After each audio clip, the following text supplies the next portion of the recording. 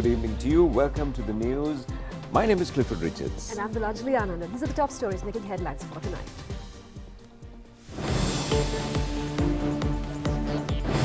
The Navy takes a stock of narcotics valued at 4 billion rupees into its custody.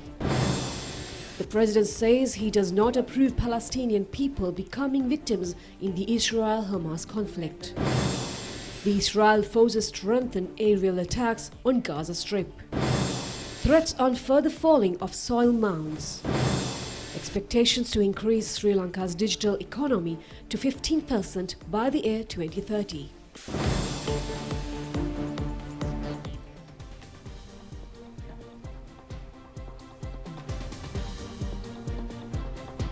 For those and other stories in detail on your top story.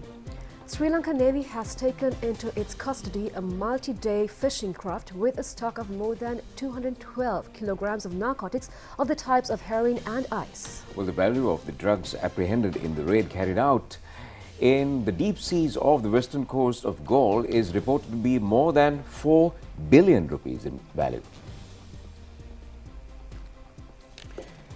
The operation was jointly conducted by the Sri Lankan Navy and the Police Anti-Narcotics Bureau using the Sri Lankan Coast Guard marine inspection vessel. The apprehended multi-day fishing craft, which was transporting narcotics in the deep seas 91 nautical miles west of the Galle coast, brought to the Dondra port was this morning. And in the joint inspection carried out by the Sri Lanka Coast Guard Department and the security forces, the stock of more than 212 kilos of narcotics hidden in a sophisticated manner in the craft was detected. The contraband was found in 188 parcels. The Navy says the stock of narcotics was found in the multi-day fishing craft named Jaishan 1, which left the shores from Dondra port on the 24th of last month for fishing. 5 persons found in the narcotics boat had been arrested. The suspects and the stock of narcotics have been handed over to the Police Anti-Narcotics Bureau for further legal activities. Commander of the Sri Lanka Navy, Vice Admiral Priyantha Pereira, has also visited the location and the inspection of the contraband. The President Ranil Wickremesinghe says that he does not approve victimization of Palestinian people in the Israel-Hamas conflict. He further says that Sri Lanka gives its fullest support to the UN Secretary General's program to stop conflicts and establish peace. President Ranil Wickremesinghe conveyed these sentiments while addressing the National Milan un Nabi celebrations in Mannar today.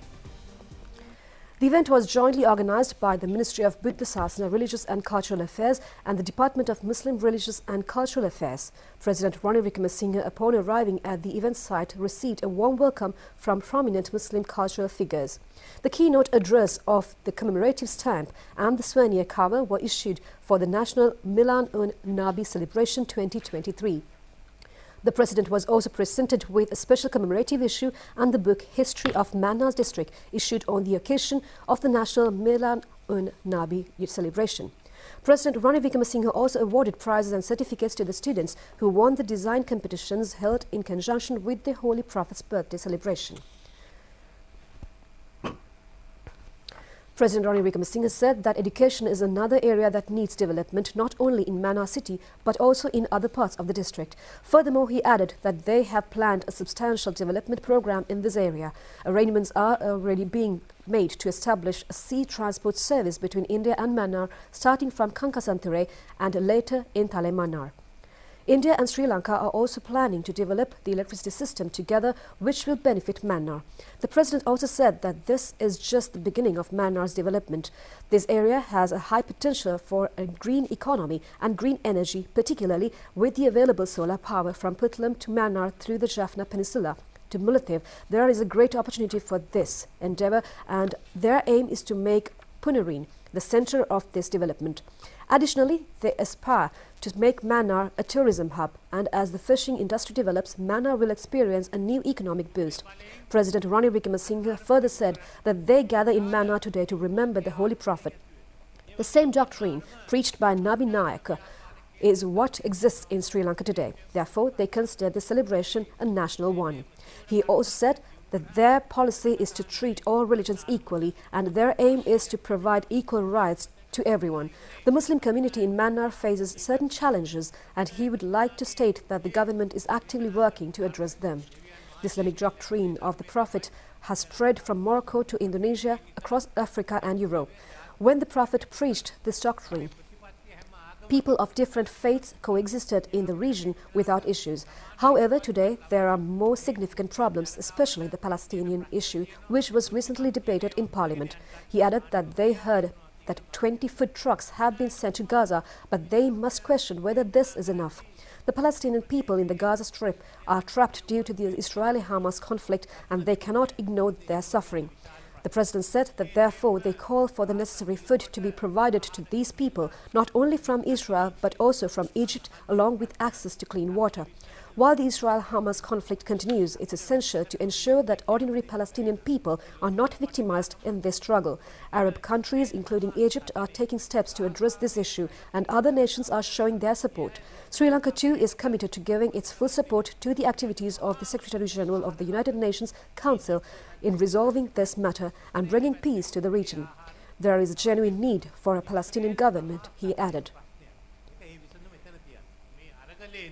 සාමාන්‍ය පලස්තීන ජනතාව මේකට ගොදුරු වෙන්න හොඳ නැහැ. ඒ නිසා දැන් එක විසඳන්න ඊජිප්තු ඇතුළු අරාබ් රටවල් පියවර ගන්නවා. අනික් රටවල් එක වෙලා තියෙනවා. මම විශේෂයෙන්ම එක්සත් ජාතීන්ගේ මණ්ඩලයේ මහලේකම්තුමාගේ ඒ වැඩ කටයුතු වලට අපේ සම්පූර්ණ සහයෝගය තියෙනවා. මේ ප්‍රශ්නේ විසඳලා ඒ ප්‍රදේශවලට සාමය ඇති කරන්න. ඒ කරන ගමන් පලස්තීන රාජ්‍යයකුත් බිහි වෙන්න උවමනයි කියලා මම ප්‍රකාශ කරමින් මගේ වචන සල්පයෙන් මම අවසන් කරනවා. The event was also attended by Minister Vidra Vikramanayake, the Governor of the Northern Province, P.S.N. Charles, Member of Parliament K. Tilipan. A high-level delegation headed by Yunnan Provincial Federation of Industry and Commerce Chairman Gao Feng, who is also the Vice Chairman of the Yunnan Province Committee, that's of the Communist Party of China, held a discussion with the Prime Minister Dinesh Gunawardena at Temple Trees recently. Well, special attention has been focused at the meeting on enhancing investments and also trade between Sri Lanka and Yunnan Province. Follow-up plans on trade and investment proposals emanated during the Prime Minister's visit to Yunnan last August have also been discussed on this occasion. It has also been decided to act in cooperation with regards to issues such as tea, paddy and other crops, gems and jewellery, and also tourism industry as well. Trade, tourism, agriculture, industry, technology, solar and wind power have been identified as potential fields for cooperation in investments. Heads of the Chinese Chamber of Commerce, prominent entrepreneurs in Yunnan, people's representatives and the ministry secretaries have also participated in the discussion.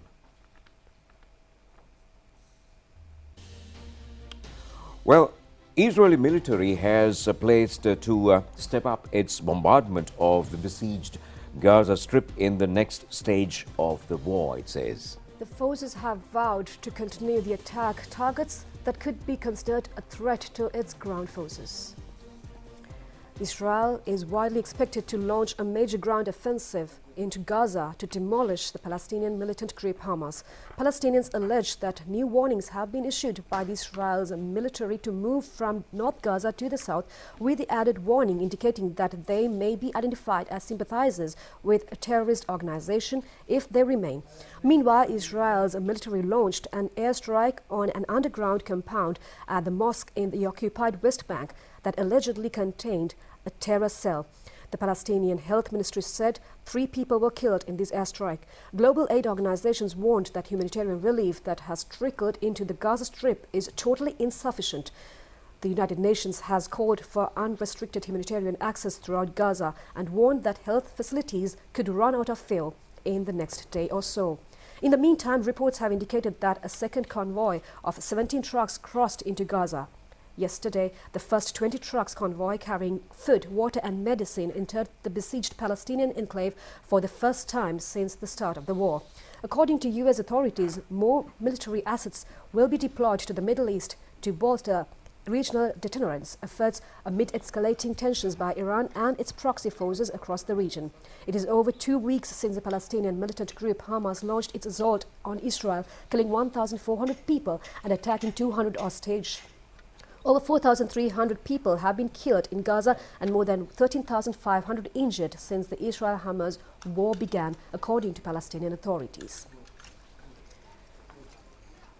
And to bring you more update and more latest news on this, we have with us the international news analyst, Mr. Prasad Dadangadage with us. Now, Clifford, yesterday we saw the UN Secretary General from the Rafah boundary saying that they were opening. Yes, finally we had good news. But yes, sigh of relief that was, and this is in the backdrop where Israel was vowing to kind of carry on this offensive until Hamas is wiped out from the face of the earth, and things are getting dire by the day. And yesterday there was a little bit of good news, Mr. Prasad, but now we understand that even that window or that corridor is getting closed for humanitarian assistance to reach the affected people. So what is the current situation, and what is your take on the possible future of the situation in the Middle East? Clifford, now right now there's a very dangerous escalation could be witnessed in Palestine. The war situation is escalating day by day, hour by hour.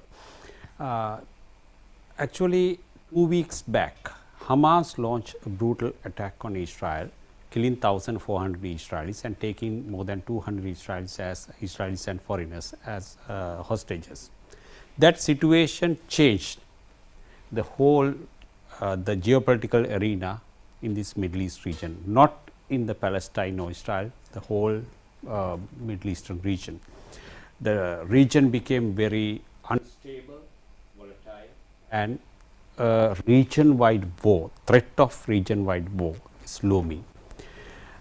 Now, according to the signs we could witness from Gaza area, Israel is preparing for their much anticipated ground offensive, because since last night they have intensified their attacks, air attacks on Gaza.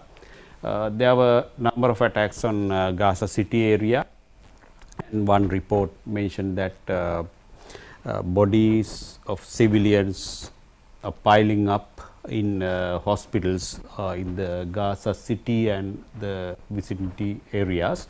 At the same time, Palestinian sources said within last 24 hours, 266 Palestinian civilians were killed, and including 117 children. So, the result of the Hamas offensive against Israel is it has become a very volatile and very dangerous escalation of Middle Eastern conflict, because the Hamas activity prompted Israel to launch a very dangerous as well as very harsh attack on Gaza Strip, targeting the civilians. Hamas actually escaped into the tunnels built by them with their hostages, but the civilians in the Gaza Strip, they are paying the price due to the Israel retaliation. Israel retaliation, it reminds us the old idiom, bull in China shop, because Israel attacked northern Gaza, they attacked Khan Yunis, they attacked the southern Rafah area, then they attacked West Bank. Yesterday they attacked West Bank, and there was destroyed a mosque in the West Bank, Jenin area, saying that the mosque was a place operated by Hamas. Then there is a very tense situation in northern Israeli border with Hezbollah guerrillas from Lebanon. They are attacking with missiles, and Israel did some counterattacks as well. Then there are several other reports mentioned that Israel launched a couple of missiles and other long range attacks on Syria as well. So, with all these incidents, we could realize there is a very dangerous threat of war looming in the Middle East region, and today Iran issued a fresh warning against Israel. Iran issued a fresh warning, mentioned that if Israel launch a ground offensive, then there could be very dangerous consequences in the whole military activity. So, with that threat, we saw United States of America they made standby their troops in the Middle East region. Already we saw 2 aircraft carriers as well as 2 strike groups have reached this region, and the military activities and surveillance activities, according to media and defense reports, US has intensified their military activities and surveillance activities in the region, expecting escalation of this situation. So, Clifford, now with all these signs, we could see a very big catastrophe in the Middle East region, because this whole issue, this war could reach beyond the borders of Israel and Palestine and reach into the Middle East, and the whole world will have to face the consequences of this military conflict. We are seeing the escalation of the war, but do we see any kind of signs of cessation of hostilities or any kind of intervention to ease this situation? Yes, we saw there are diplomatic activities by various parties. For example, Arab leaders and European governments, they held a summit in Egypt. However, those activities are not enough, not powerful enough to make a real impact on the situation, persuade the parties that push into ceasefire or cessation of hostilities. That's the real problem in this region, because now, according to latest media reports, even friends of Israel, they are persuading and pressurizing Israel to not to move ahead with this military offensive. At the same time, Israelis, the family members of the hostages taken by Hamas, they are pressing Israel government not to go ahead with this military offensive until the hostages are being released. So, we do not see at the moment, we do not see any positive sign of ceasefire or cessation of hostilities.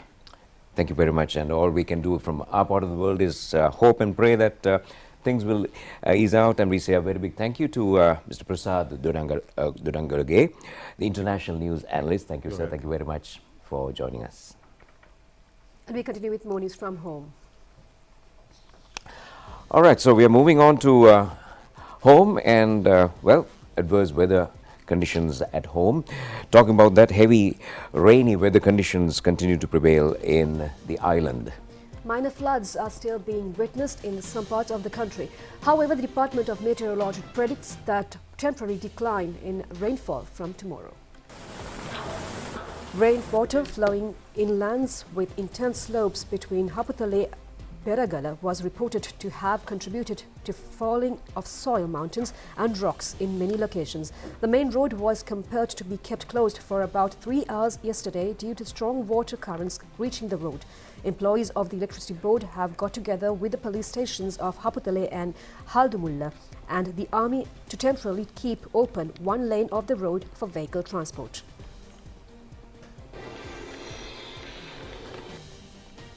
A mobile phone camera has recorded in this manner how a massive flow of water reaching the Koslanda Beragala road all at once. A soil mountain has fallen on a house in Sherwood area in Haputale. After the incident, numbers in 27 nearby houses have been withdrawn from the area. 15 of the families have been temporarily relocated in Agalkanda and also at the Kelban Tamil School in Haputale. The existing heavy rainfalls has also rapidly increased water level in the Ravana Ella waterfall. The police request people to refrain from bathing in the waterfall. The disaster situation in the Badula district has necessitated to relocate 316 families to safe centres. Provision of relief to the affected masses is being conducted continuously through mediation of Divisional Secretariat, Division offices and other relevant offices. A minor flood has been created due to the overflowing of Kirama Ara, which is a tributary of the Nilvala River. As a result, farmers in Kitalagama, Veltota, Varaka Villa and Urapola have abandoned paddy cultivations. The Met Department adds that despite temporary lessening of rainfall, there is a high probability of the recurrence of thundershowers, especially in the evenings in a few days' time. Well, the chairman of the Sri Lanka Rupavahini Corporation, Dr. Prasad Samarasinghe, says that the percentage of digital economy in proportionate to the economy is an extremely crucial factor. He points out that it is hoped to enhance the digital economy in Sri Lanka up to 15% by the year 2030. Well, the chairman made these remarks delivering the address of the chief guest at the 2023 Industrial and Technological Exhibition at the Sirmao Bandaranaike Conference Hall premises today. Today is the final day of this exhibition. It was inaugurated by Prime Minister on the 20th. The theme of Techno 2023 is Building Economy Through Engineering Technology. The event has been organized by the Sri Lanka Engineering Institute. Chairman of the Sri Lanka Engineering Institute, Professor Ranjit Dissanayake, has also graced this occasion.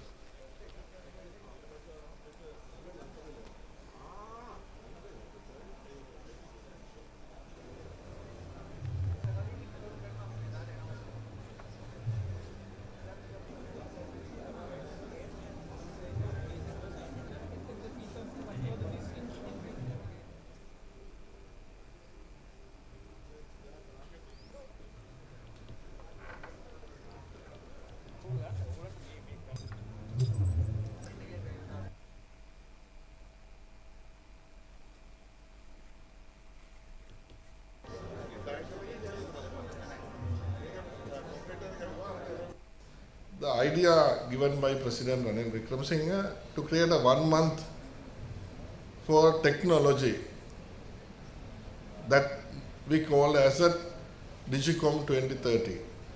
All the societies in this country who are part of technology get together, and we declared a 1 month from October 12th to November 12th.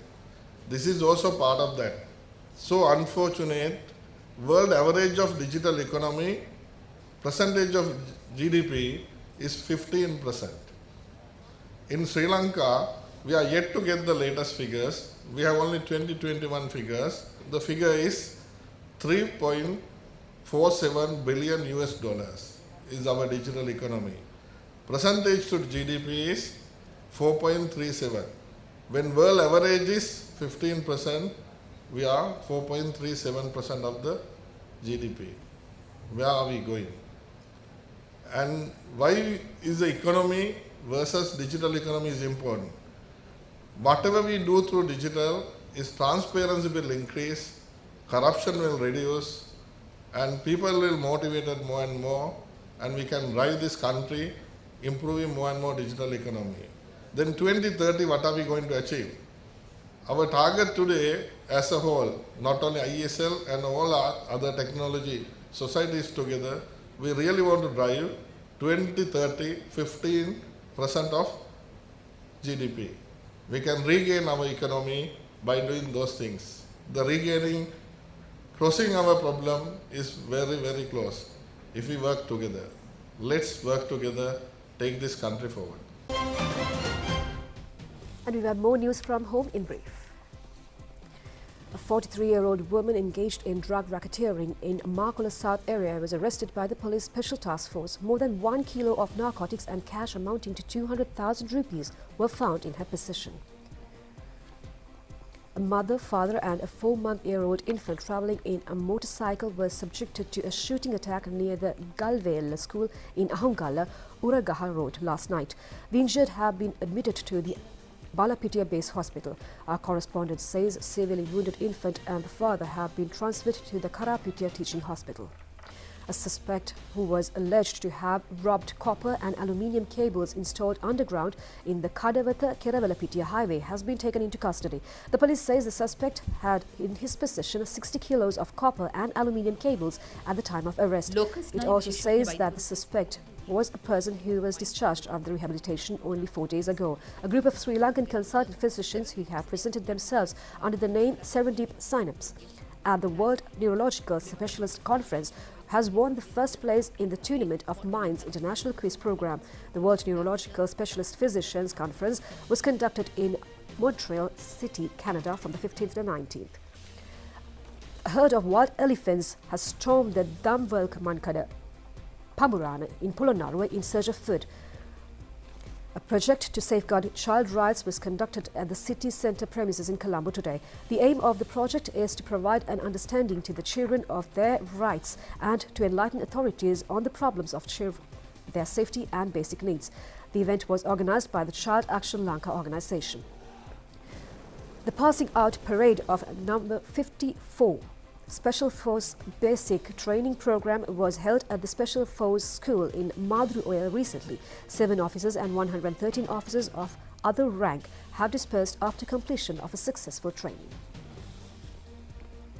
Well, with the inclement weather conditions, increase in dengue cases are also reported. The gradual increase in the spread of dengue disease has been witnessed with continuous rainfall. The physicians point out the importance in keeping the environments clean in order to prevent the spread of the disease. Dengue වගකීම අපේ අරමුණයි. ජාතික රූපවාහිනිය සමග මෝටීන්.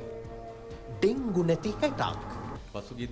Consultant Dr. Deepal Pereira says pools of water have been accumulated from place to place due to several days of rainfall. He added that with these developments, an increase in dengue patients has been observed. The spread of dengue disease among children is on the rise. The consultant physician further says that therefore parents should be more thoughtful and cautious.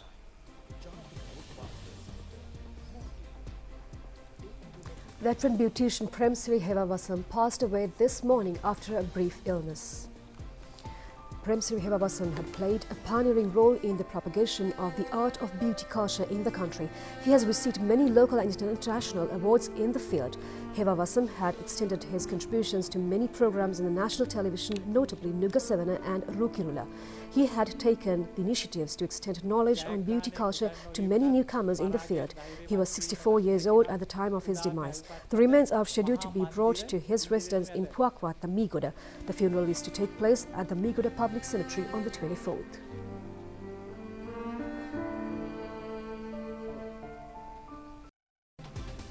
Well, on that entertaining note, it's time to end the news. Do enjoy the rest of the programs. Take care. And together with Dulanjali, this is Clifford wishing you a good night.